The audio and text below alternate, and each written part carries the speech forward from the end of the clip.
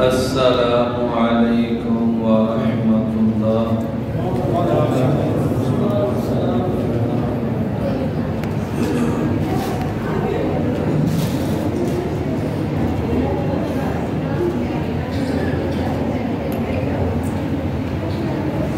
آج ہم انشاءاللہ سورۃ المرسلات اور اس کا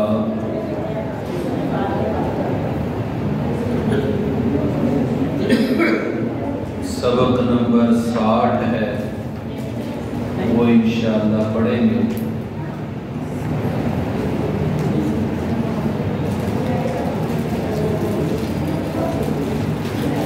اس میں جو آیات ہیں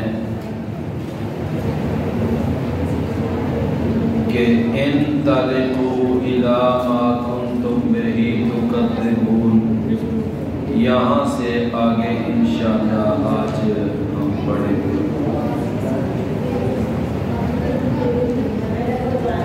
اعوذ باللہ السمیع العلیم من الشیطان الرجیم من ہمزہ ونفخہ ونفثہ۔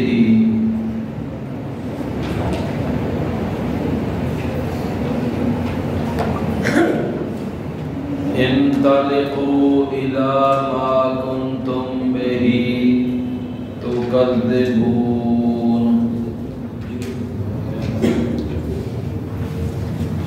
انطلقوا الی ظل ذی ثلاث شعب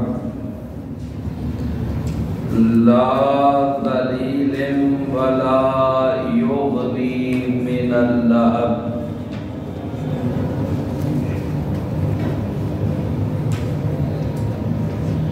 انہا ترمی بشرر کالقصر کأنہ جمالۃ صفر ویل یومئذ للمکذبین۔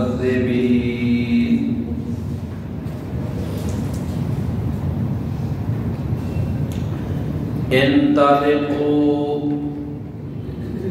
چلو تم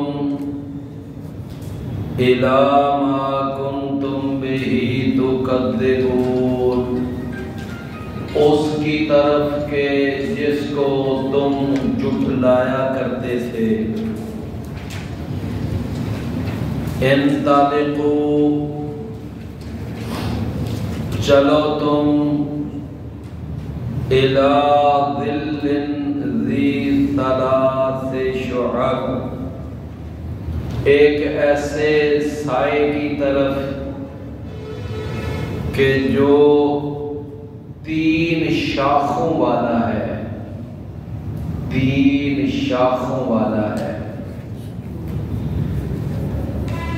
لا ذلیل، نہ تو وہ سایہ دار ہے، ولا یغنی من اللہب، اور نہ وہ شولوں سے کفایت کرتا ہے۔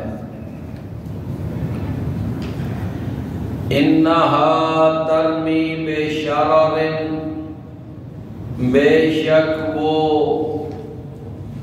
پھینک رہا ہوگا ایسے ایسے انگارے، کالقصر، کہ جو محلات کی طرح ہوں گے، یعنی جہنم کا ایک انگارہ ایسے ہوگا جیسے ایک محل ہے، محل کی طرح ان کا سائز ہوگا۔ کأنہ جمالۃ صفر، گویا کہ وہ زرد رنگ کے اونٹ ہیں۔ ویل یومئذ للمکذبین، ہلاکت ہے اس دن جھٹلانے والوں کے لیے۔ اس آیت مبارکہ کے اندر اللہ تعالیٰ نے فرمایا کہ وہ جو ہے نا آیت بار بار آ رہی ہے، وَيْلٌ يَوْمَئِذٍ لِّلْمُكَذِّبِينَ، یہ آیت بار بار اس صورت میں آ رہی ہے کہ بہت بڑی ہلاکت ہے آج کے دن ان لوگوں کے لیے کہ جو جھٹلانے والے ہیں۔ تو کس کو جھٹلانے والے ہیں؟ یعنی قیامت کو، جہنم کو اور جنت کو وہ جھٹلانے والے ہیں۔ وہ نہ تو قیامت کو مانتے ہیں، نہ قبر کے عذاب کو مانتے ہیں، نہ قیامت والے دن اعمال ناموں کے تولے جانے کو مانتے ہیں، نہ پل صراط پر ایمان ہے۔ یعنی وہ آخرت کا سارا جو پروسیس ہے اس کا وہ انکار کرتے ہیں، کہتے ہیں مرنے کے بعد جو ہے نا یہ کچھ بھی نہیں ہے، کوئی اس کا آگے معاملہ نہیں۔ تو یعنی یہ ان کے ذہن میں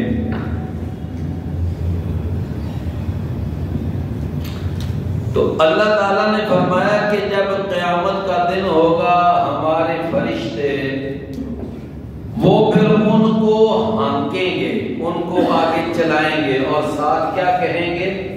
کہیں گے انطلقوا الی ما کنتم بہ تکذبون، اب چلو تم اس یعنی جہنم کی طرف کہ جس کو تم پہلے جھٹلایا کرتے تھے، مانتے ہی نہیں تھے تم اس کو جھوٹ سمجھتے تھے، سچ نہیں مانتے تھے۔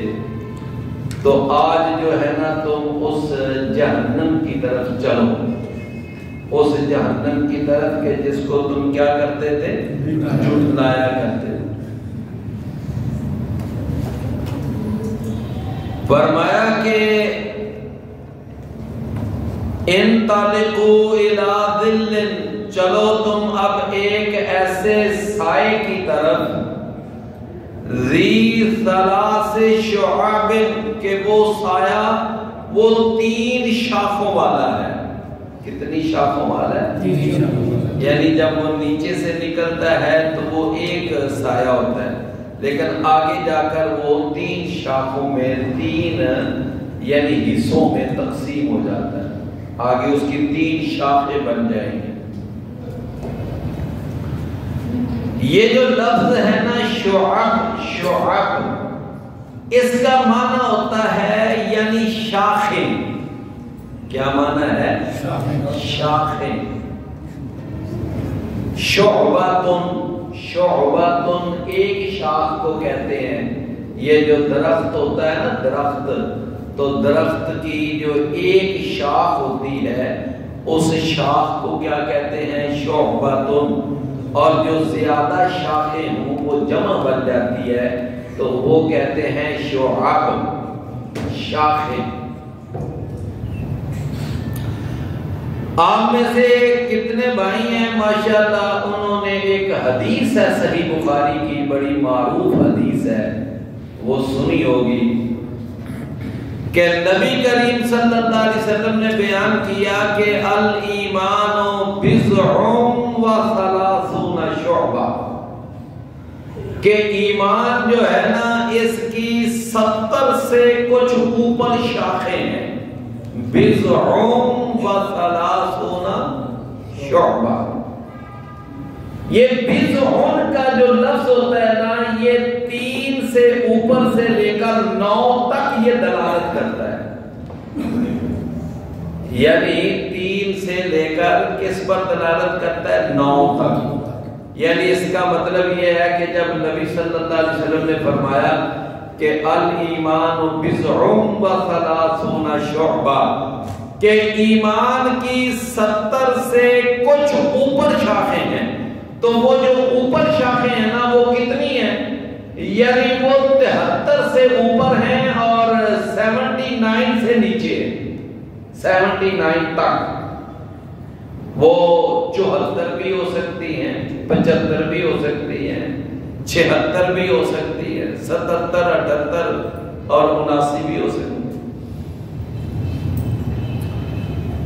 اور آپ نے فرمایا کہ ایمان کی 70 سے کچھ اوپر شاخیں ہیں، فرمایا اعلیٰ، ان میں سے جو سب سے بڑی شاخ ہے نا ایمان کی یعنی 70 سے کچھ اوپر جو شاخیں ہیں، یعنی ایسے سمجھ لو کہ ایمان ایک درخت ہے۔ ایمان کیا ہے؟ ایک درخت ہے، اور اس درخت کی کتنی شاخیں ہیں؟ 70 سے کچھ اوپر۔ اور 70 سے کچھ اوپر کا مطلب کیا؟ 71 72 نہیں، 73 بھی نہیں، بلکہ 3 سے اوپر سے لے کر 9 تک، 74 بھی ہو سکتی ہیں، 75 76 بھی۔ تو اب وہ جو شاخیں ہیں نا، وہ جو شاخیں ہیں، فرمایا اعلیٰ، ان میں سے جو سب سے بلند شاخ ہے وہ ہے لا الہ الا اللہ، یعنی عقیدہ توحید۔ لا الہ الا اللہ کیا مطلب؟ عقیدہ توحید۔ وَأَدْنَاهَا، اور ان 70 سے اوپر شاخوں میں سے جو سب سے ادنا شاخ ہے، سب سے چھوٹی شاخ ہے، وہ کیا ہے؟ فرمایا اماطۃ الاذى عن الطریق، کہ تکلیف دہ چیز کو راستے سے ہٹا دینا۔ راستے میں کوئی کیلے کا چھلکا پڑا ہوا ہے، کوئی خربوزے کا چھلکا پڑا ہوا ہے، کوئی اینٹ پڑی ہے، کوئی روڑا پڑا ہے، کوئی پتھر پڑا ہوا ہے، کوئی شیشے کا ٹوٹے ہوئے شیشے کا پیس پڑا ہوا ہے، یا اسی طرح کوئی کانٹے دار جھاڑی پڑی ہوئی ہے، یا کسی راستے کے اندر گلی میں یا کسی روڈ پر کوئی گٹر کا منہ کھلا ہوا ہے جس سے خطرہ ہے کہ کوئی یہاں بچہ گر پڑے گا، کوئی نقصان ہو سکتا ہے۔ تو فرمایا کہ راستے سے اس طرح کی تکلیف دہ چیز کو ہٹا دینا اور اس کو سائڈ پہ کر دینا، یا لوگوں کے لیے اس تکلیف دہ چیز کا مداوع کر دینا اور لوگوں کو آسانی، سہولت اور ان کے لیے ایک فیسلٹی مہیا کرنا، نبی صلی اللہ علیہ وسلم نے فرمایا یہ ایمان کے ان 70 سے اوپر شعبوں میں سے یہ سب سے ہلکا شعبہ ہے، یہ سب سے۔ باقی اس کے علاوہ ان کے درمیان سب سے اعلیٰ شعبہ بتا دیا اور سب سے ہلکا شعبہ بتا دیا۔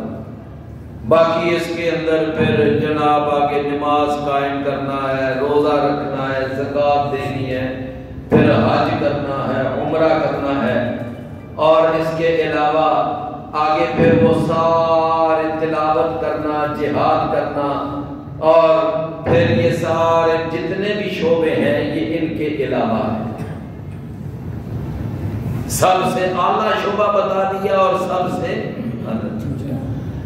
فرمایا والحیاء شعبۃ من الایمان، اور حیا جو ہے یہ بھی ایمان کا ایک بہت بڑا شعبہ ہے۔ حیا، شرم و حیا، غیرت و حمیت، یہ بھی کیا ہے؟ ایمان کے بڑے بڑے عظیم شعبوں میں سے ہے۔ اللہ تعالیٰ قبر منور فرمائے امام بہقی رحمت اللہ علیہ، امام بہقی رحمت اللہ علیہ، امام بہقی رحمت اللہ علیہ، ان کی ایک بڑی معروف کتاب ہے سنن الکبریٰ للبہقی، سنن الکبریٰ کافی معروف اور بڑی کتاب ہے، بڑے سائز کی کتاب ہے، یعنی اس کی کئی جلدیں ہیں، کئی جلدیں، وہ تقریباً 20 سے کے قریب جلدیں ہیں، یعنی جب آپ ان ساری جلدوں کو رکھیں نا تو اتنا بڑا سائز بن جاتا ہے۔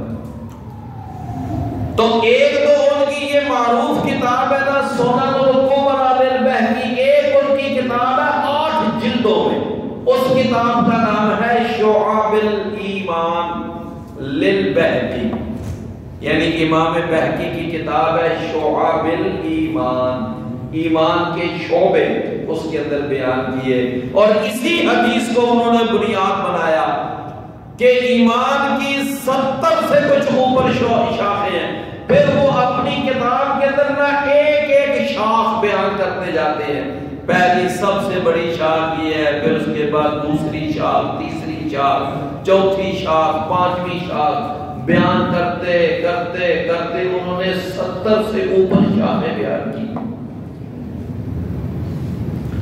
تو میرے عزیز بھائیوں، یہ جو لفظ ہے نا شعب، شعب کا معنی کیا ہوتا ہے؟ شاخیں، شعب کا معنی، اور ایک شاخ کو کیا کہتے ہیں؟ شعبۃ۔ آپ یونیورسٹیوں میں جائیں نا، آج کل تو لفظ چلتا ہے ڈپارٹمنٹ، زیادہ تر اب یہ لفظ چلتا ہے ڈپارٹمنٹ، لیکن یہ ہے کہ جب انگریزی ہمارے سروں پر، ہمارے دل دماغ پر اتنی مسلط نہیں تھی نا، تو اس وقت کافی سارے ہمارے اردو کے اندر اردو کے الفاظ چلتے ہیں، اور اردو کے اندر بھی جو کثرت ہے وہ عربی الفاظ کی ہے۔ یعنی آپ کبھی اردو کی تاریخ پڑھیں نا، اس کے اندر تقریباً 70% جو الفاظ ہیں نا، یعنی 70% وہ الفاظ جو ہیں وہ عربی ہیں، باقی جو 30% ہیں ان میں سے کچھ فارسی ہیں، کچھ سنسکرت ہیں، کچھ ہندو ہیں، ہندی کے الفاظ ہیں، اور کچھ ہندکوں کے ہیں، یعنی مختلف زبانوں سے باقی وہ 30%، 70% جو الفاظ ہیں نا عربی کے اندر، وہ کس میں سے ہیں؟ عربی میں سے، سمجھے نا؟ تو جب کبھی ہمارے دلوں پر، دماغوں پر یہ انگریزی کا اتنا تسلط نہیں تھا، ہم اپنی یعنی عربی زبان اس سے محبت کرتے تھے، اور پھر عربی زبان کی وجہ سے ہی اردو زبان سے بھی محبت کرتے تھے کہ اس کے اندر عربی کے الفاظ بہت زیادہ ہیں۔ آج بھی آپ کے پاکستان کی جو سرکاری زبان ہے وہ کون سی ہے؟ وہ اردو ہے، لیکن دیکھ لو ایسے یہ انگریز کے غلام ہیں کہ اپنی پارلیمنٹوں میں بیٹھے ہوئے اور اپنی عدلیہ میں بیٹھے ہوئے، جناب ان کی ساری گفتگو انگلش میں چلے گی، وہاں انگلش میں قرارداد پیش کی جاتی ہے، انگلش میں اس پر ڈسکس ہوتی ہے، اور اسمبلیوں میں دیکھ لو جب کوئی اپنا اپنا نقطہ نظر بیان کرتا ہے تو ان میں سے اکثریت وہ ہوتی ہے کہ جو وہاں انگلش ہی مار رہی ہوتی ہے۔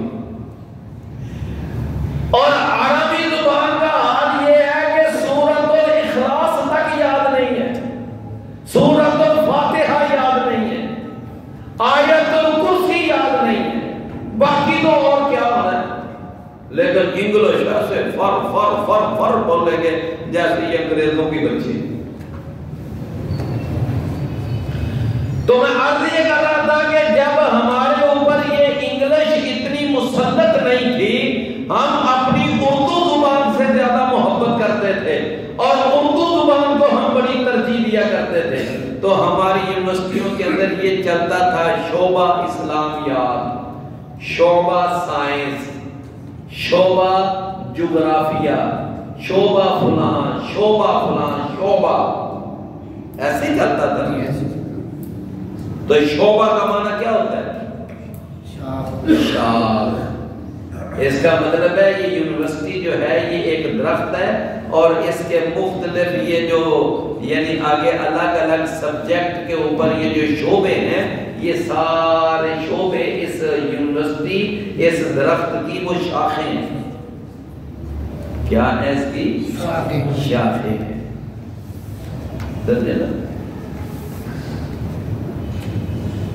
اللہ تو فرمایا انطلقوا، چلو تم الی ظل، ایک ایسے سائے کی طرف، ذی ثلاث شعاب، کہ وہ جو سایہ ہے وہ کتنی شاخوں والا ہے؟ 3 شاخوں والا۔ کہ وہ 3 شاخیں ہیں اس کی. اللہ اکبر. فرمایا کہ لا ذلیل، وہ جو سایہ ہے نا 3 شاخوں والا، یہ نہ سمجھنا کہ اس کے نیچے جائیں گے تو کوئی سایہ نصیب ہوگا، کوئی ٹھنڈک ملے گی، کوئی آپ کو وہاں پر راحت ملے گی، کوئی سکون ملے گا. نا نا نا نا. فرمایا وہ جو ہے نا ولا یغنی من اللہب، اور نہ یہ شولوں سے کوئی کفایت کرے گا، نہ یہ شولوں سے کوئی بچائے گا، شولوں سے کسی کام آئے گا. بلکہ فرمایا کہ وہ جو آپ کو سایہ نظر آئے گا نا، سایہ وہ 3 شاخوں والا، انہا ترمی بشرر، بے شک وہ پھینک رہا ہوگا بڑے بڑے انگارے، بڑے بڑے شعلے انگارے وہ پھینک رہا ہوگا. فرمایا کل قصر، اس طرح کا وہ انگارہ ہوگا کہ جس طرح کوئی محل ہے جو اڑتا ہوا ہماری طرف آ رہا ہے، جیسے کوئی ایک محل ہے وہ اڑتا ہوا ہماری طرف آ رہا ہے. قصر، قصر کا معنی کیا ہوتا ہے؟ قصر محل، سمجھے نا. اور اسی کی جمع ہے نا قصور. قصر کی جمع کیا آتی ہے؟ قصور. سمجھے نا. اقبال کا ایک بڑا معروف شعر ہے جو آپ اکثر پڑھتے بھی ہوں گے، لوگوں نے اسکولوں کی دیواروں پہ لکھا ہوتا ہے: نہیں تیرا نشیمن قصر سلطانی کے گنبد پر، نہیں تیرا نشیمن قصر سلطانی کے گنبد پر، تو شاہی ہے بسیرا کر پہاڑوں کی چٹانوں پر. سمجھے نا. تو قصر سلطانی، قصر سلطانی کیا مطلب ہوا؟ کہ بادشاہ کا محل. تو شاہی ہے بسیرا کر پہاڑوں کی چٹانوں پر. اللہ اکبر. تو قصر کی جمع قصور ہے. یہ جو قصور شہر ہے اس کو قصور کیوں کہتے ہیں؟ اس کو قصور کیوں کہتے ہیں؟ وہاں پر محلات تھے. تو فرمایا کہ لا ذلیل، نہ وہ سایہ دار ہوگا، ولا یغنی من اللہب، اور نہ وہ انگاروں سے کام آئے گا. لہب، لہب کا معنی انگارہ. سمجھے نا. قرآن میں ایک سورت کا نام بھی ہے سورۃ اللہب. تبت یدا ابی لہب وتب.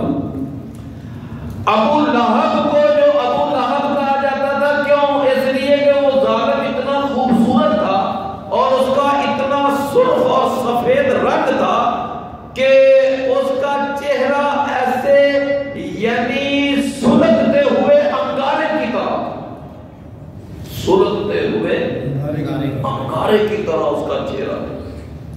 بڑا ظالم خوبصورت تھا، سرخ رنگ تھا، سفید رنگ تھا اس کا. کس کا؟ ابو لہب. فرمایا انہا ترمی بشرر، وہ جو سایہ ہے نا وہ پھینک رہا ہوگا، ایسے ایسے شعلے پھینک رہا ہوگا، ایسے ایسے انگارے پھینک رہا ہوگا. کل قصر، کہ جو محل کی طرح، محل کی طرح. تو اب آپ آگے خود اندازہ لگا لیں کہ جب جہنم میں جہنمیوں نے جانا ہے نا، تو یہ نہ سمجھنا کہ ہماری وہاں قد کاٹ اس قد کاٹ کے مطابق ہوگی. نا، یہ ہمارے قد بڑے انلارج ہو جائیں گے. اللہ تعالی ہم سب کو جہنم سے محفوظ فرمائے.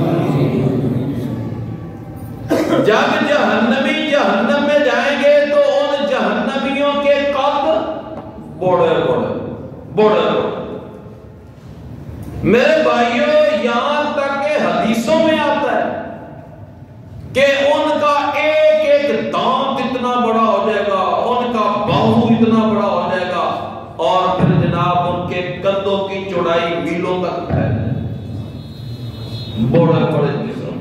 تو جب وہاں جسم اتنے بڑے بڑے ہو جائیں گے تو وہاں پر جو اڑتے ہوئے چنگاڑے اور اڑتے ہوئے شعلے تو وہ اگر پہاڑ کے برابر ہو جائیں گے تو وہ کون سی عجیب بات.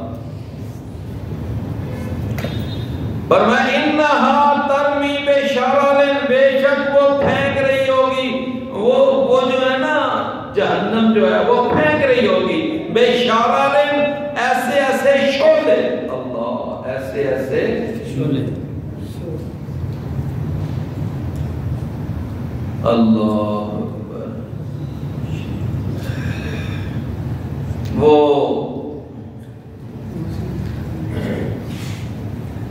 اقبال کا ایک بڑا شعر ہے، مجھے ذہن میں آ رہا ہے، کہتا ہے کہ ستیزہ کار رہا ہے روز اول تا امروز. ستیزہ کار رہا ہے روز اول تا امروز، کہ یہ حق اور باطل کی جو جنگ ہے نا یہ پہلے دن سے لے کر اب تک جاری ہے. چراغ مصطفی سے شرار بولہبی، چراغ مصطفی سے شرار بولہبی. کہتا ہے ایک طرف مصطفی چراغ چل رہا ہے اور دوسری طرف ابو لہب کے شعلے چل رہے ہیں.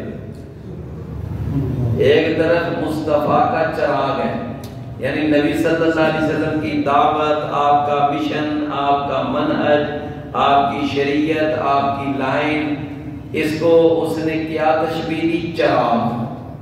اور ابو لہب کے جو کفریہ عقائد، اس کے جو باطل نظریات، اس کو اس نے تشبیہی کیسے؟ انگاروں کے ساتھ. وہ انگارے ہیں، وہ شعلے ہیں. سمجھے نا؟ تو فرمایا کہ وہ بڑے بڑے مہاد کی طرح کا وہ شعلہ پھینک رہے ہوں گے وہ جہنم.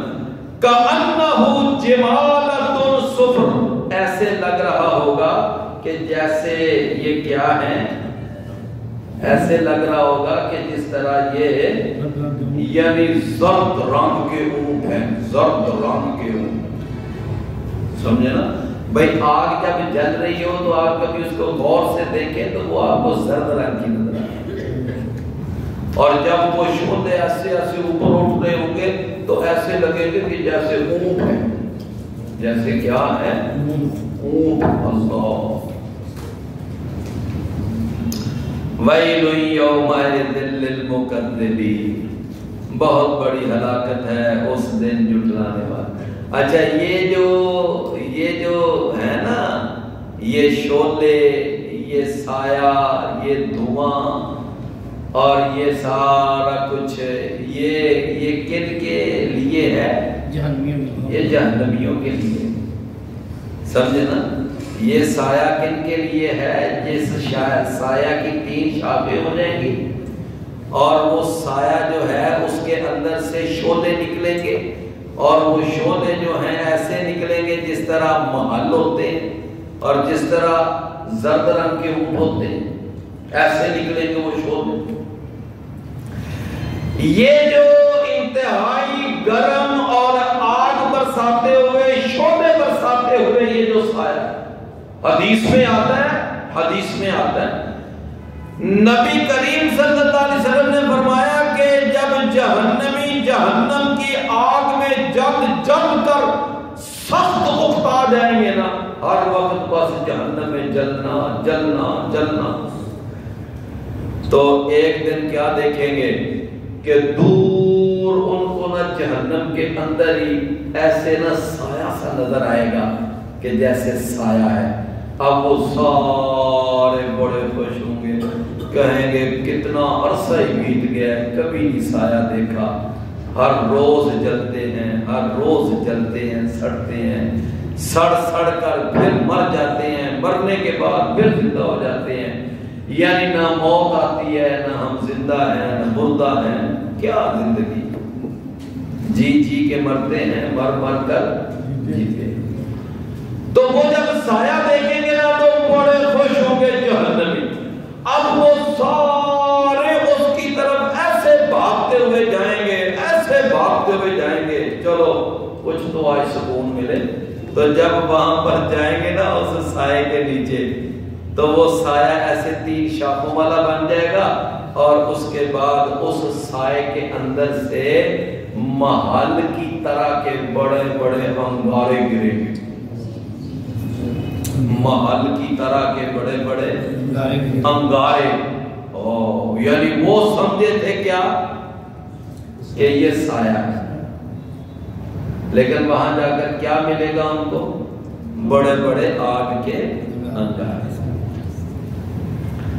اللہ اکبر. تو میرے بھائیوں اب وہاں پر بڑے پریشان ہوں گے، یہ کیا بن گیا؟ ہم تو بھاگ کر آئے تھے کہ چلو جی سوچا تھا کہ مر جائیں گے تو سکون پائیں گے، مر کر بھی چین نہ آیا تو کدھر جائیں گے؟ یعنی اس وقت ان کی یہ صورت حال ہو. تو اب وہاں پر وہ بڑے ہی پریشان. اب وہاں سے سوچیں گے اب جائیں تو کدھر جائیں؟ بالآخر اللہ تعالیٰ پھر ان سے فرمائے گا کہ میں نے تمہیں پتہ ہے یہ کیوں کیا ہے؟ تمہیں دور سے میں نے ایسے کالے بادل دکھائے جیسے لگا یہ سایہ ہے، اور تم بھاگتے ہوئے یہاں آئے اور آگے تمہیں پھر انگارے پڑے. یہ میری طرف سے تمہیں مذاق ہے. یہ کیا ہے؟ وہ قرآن میں آتا ہے نا اللہ یستہزئ بہم، اللہ بھی ان سے مذاق کرے گا. آج یہ مومنوں سے مذاق کرتے ہیں نا، مومنوں کا مذاق اڑاتے ہیں، تو کل قیامت کا دن ہوگا پھر اللہ بھی ان کا مذاق اڑائے گا. تو فرمایا کہ یہ میں نے تمہارا مذاق اڑایا ہے، یہ میں نے مذاق کیا تمہارے ساتھ. تم دنیا میں میرے ایمان والے بندوں کا مذاق اڑاتے. اللہ اکبر. تو فرمایا کہ یہ تو ہو گیا نا اہل جہنم کا سایہ. اب ذرا آ جائے دوسرا سایہ. دوسرا سایہ وہ ہے اہل جنت کا سایہ. اہل جنت کو بھی سایہ ملے گا نا. صحیح بخاری میں حدیث آتی ہے، آپ نے فرمایا سبعۃ یظلھم اللہ یوم لا ظل الا ظلہ،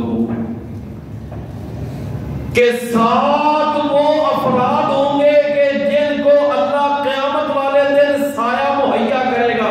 اور فرمایا اپنا سایہ مہیا کرے گا، اپنا سایہ.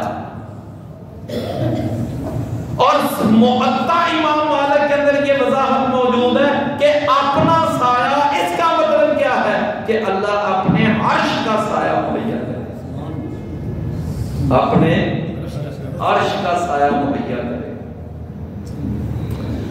فرمایا کہ وہ 7 آدمی جن کو اللہ اپنے عرش کا سایہ مہیا کرے گا وہ کون لوگ ہوں گے؟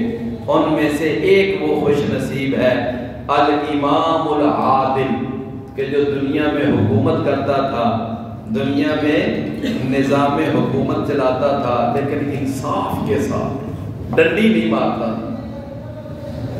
تکڑی کے دونوں بندے برابر کر کے فیصلہ کرتا تھا. اس کے فیصلوں کے اندر جھکاؤ نہیں تھا، جانبداری نہیں تھی، کسی ایک پارٹی کی طرفداری نہیں ہے. پورے انصاف کے ساتھ فیصلہ. جب وہ یعنی کرسی عدالت میں بیٹھا ہوتا تھا، منصب عدالت میں بیٹھتا تھا، جب وہ عدالت میں براجمان ہوتا تھا تو وہ انصاف کرتا تھا. آج کل دیکھ لو کیا صورتحال ہے. ہمارے ہاں آج عدلیہ کتنی بدنام ہو چکی ہے، آج عدلیہ کتنی بدنام ہو چکی ہے. ایسا ہی ہے نا. تو میرے پیارے بھائیوں فرمایا کہ امام عادل، عدل کرنے والا امام. دوسرا وہ خوش نصیب ہوگا کہ وشاب نشأ فی عبادت اللہ، وہ نوجوان جو ہر وقت اپنی جوانی کی عمر میں بھی وہ اللہ کی عبادت میں مصروف رہتا ہے. حالانکہ جوانی مستانی ہوتی ہے، بڑی مستانی عمر ہوتی ہے. جوانی کے اندر نیکی کی طرف آنا، نیکی کرنا، مسجد میں آنا، نماز پڑھنا بڑا مشکل ہوتا ہے. لوگ کہتے ہیں نا جوانی مستانی ہوتی ہے. فرمایا پہلا امام عادل اور دوسرا نوجوان جو اپنی جوانی میں اللہ کی عبادت میں مصروف ہے.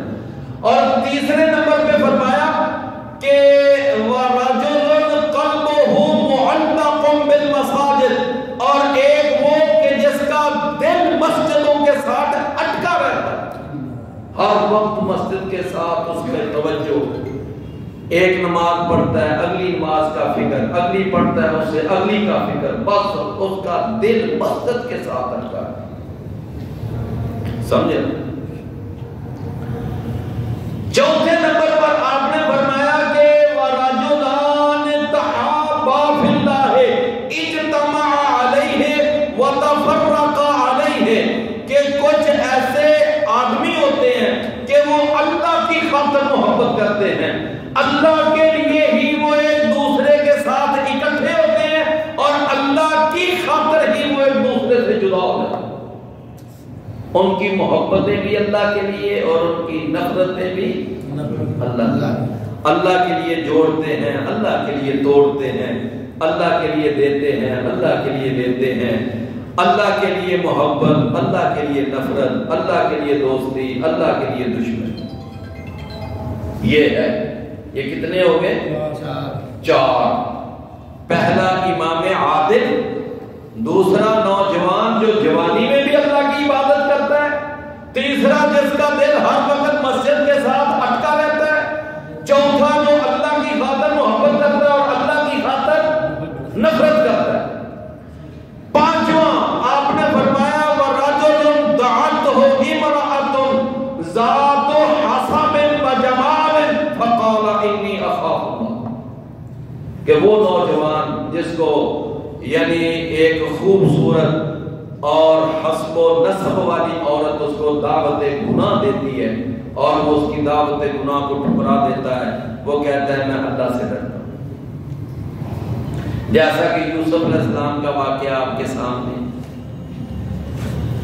اور چھٹے نمبر پر آپ نے فرمایا وَرَجُلٌ، اور ایک وہ آدمی جس نے اپنے دائیں ہاتھ سے اللہ کی راہ میں خرچ کیا، انفق بیمینہ، کہ اس نے دائیں ہاتھ سے خرچ کیا، حتی لا تدری شمالہ ما انفق یمینہ، کہ اس کے بائیں ہاتھ کو بھی خبر نہیں ہونے دی کہ میرے دائیں ہاتھ نے کیا خبر کی.